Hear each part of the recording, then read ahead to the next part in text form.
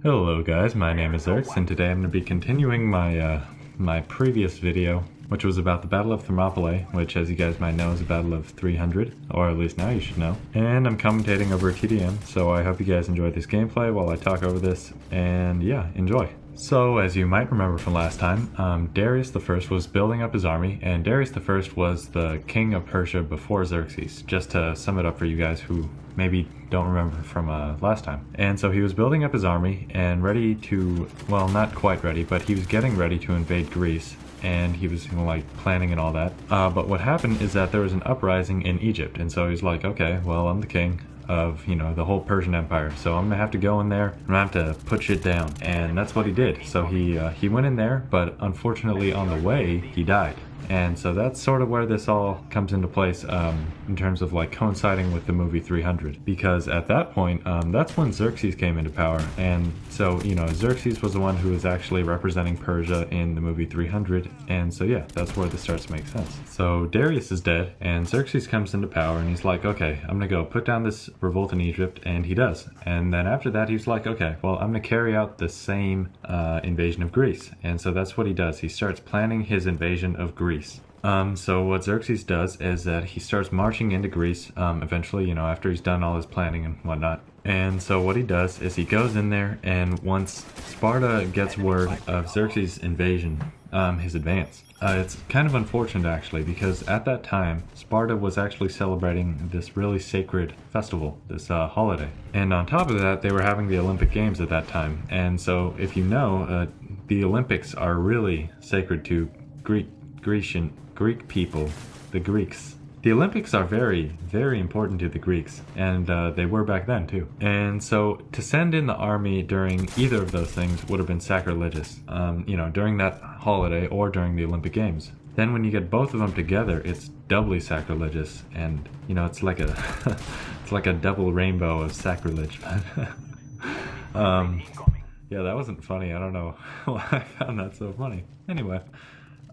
Yeah, so it was doubly sacrilegious to send in the army, and on top of that, earlier in the year, they got this message from the oracle at Delphi. Okay, and so when they went to the oracle at Delphi, the oracle said that either Sparta would get sacked, Sparta would just get raped, or Leonidas would die. And it didn't actually say it in such explicit terms, like, that's exactly what's gonna happen. It's like, oh, the city of 1,000 kings, or I think they said like the son of, or the descendant of Hercules or something like that. I don't know, but it was pretty vague, but at least for them at the time, they could gather that that's what it meant.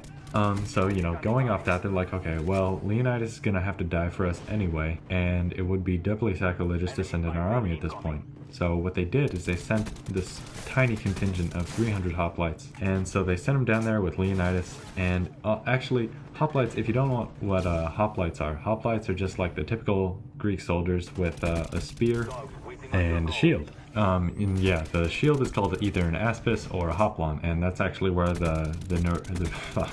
that's actually where the word hoplite comes from, because the shield was called a hoplon. So while they were on their way to their final destination, which is where they were going to encounter the Persians, they actually picked up a few thousand other soldiers to fight along with them. So actually when they got to the Hot Gates, which is where they would fight the Persians, they actually had about 5,000 people, according to this really conservative account of, well, when it comes to how many actual Greeks there were. According to that same source, actually, on the other side, it was, completely different. It was the other end of the spectrum. It was just like way bigger than anyone else has said. And actually, the only reason I'm choosing to use this source is because it sounds really badass. Okay. Well, here, I'll just lay it down for you.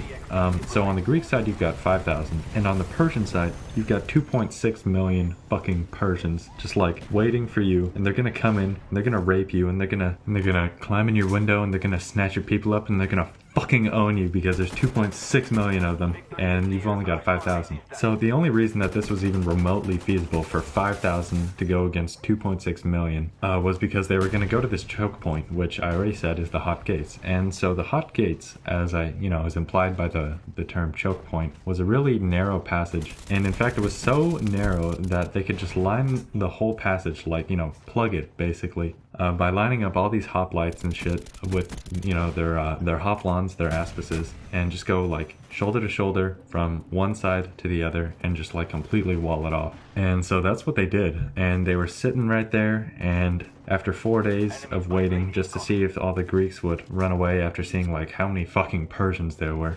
Xerxes started to go in and he was like, alright, I'm gonna do this shit, and I don't care if I've got a terrible position because I've got numbers, and that's where I'm gonna leave it.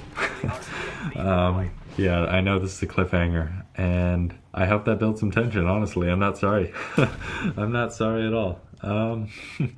Anyway, if you guys like this, come check out my other videos, especially the part right before this, part 1.